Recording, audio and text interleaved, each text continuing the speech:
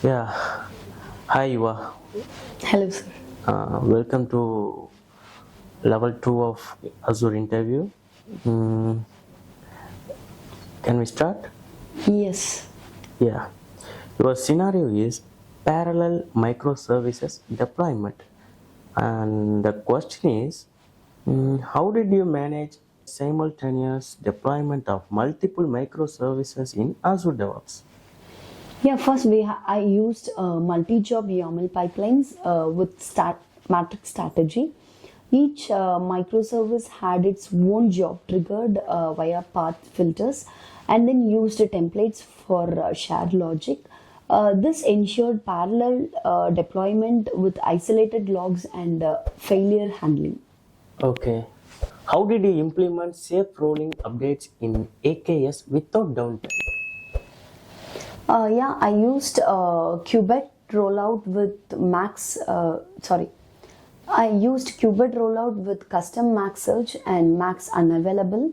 Then enabled liveness and readness probes and performed health checks via Prometheus. Added a pipeline gate to rollback using hem rollback if error crossed threshold. Okay. Your scenario is secrets rotation without redeploy. The question is how did you rotate secrets in Azure without redeploying applications? Like stored secrets in Azure Key Vault and referenced them in app service via Key Vault references, and then enabled dynamic refresh using Azure app configuration and set alerts on secret expiry and automated renewal using Azure automation runbooks. Oh, okay.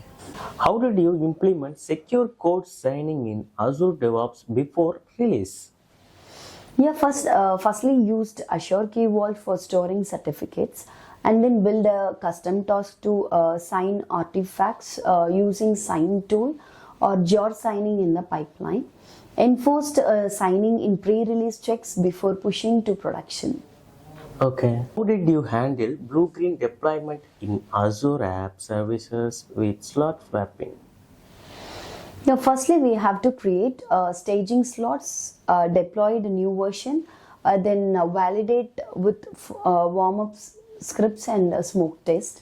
If successful, swapped with production slot, and then use the sticky settings for configure and staged rollback via reverse slot swap on error.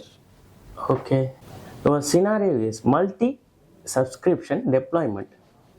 And question is, how did you handle deploying resources across multiple Azure subscriptions from one pipeline? Yeah, configured service connection for each subscription, used ARM templates or bicep with parameters overrides, and then assumed roles using Azure CLI login in pipeline steps and deployed conditionally based on subscription tags. Okay. Um, how did you detect and fix drift in infrastructure managed by bicep or ARM templates?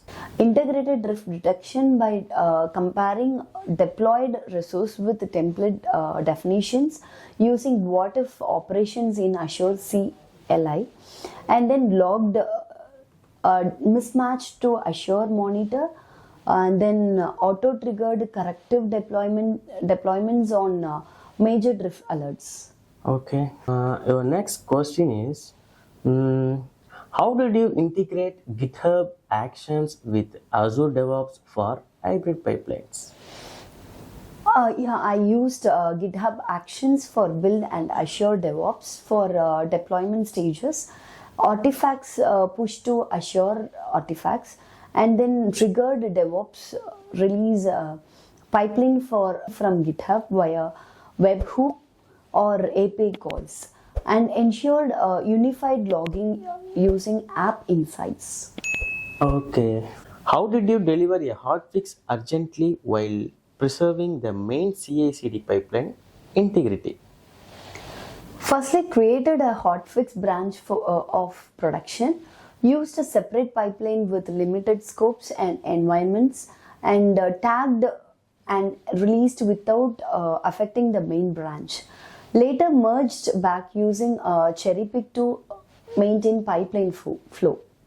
Okay, your last question is how did you handle audit compliance in Azure DevOps pipeline?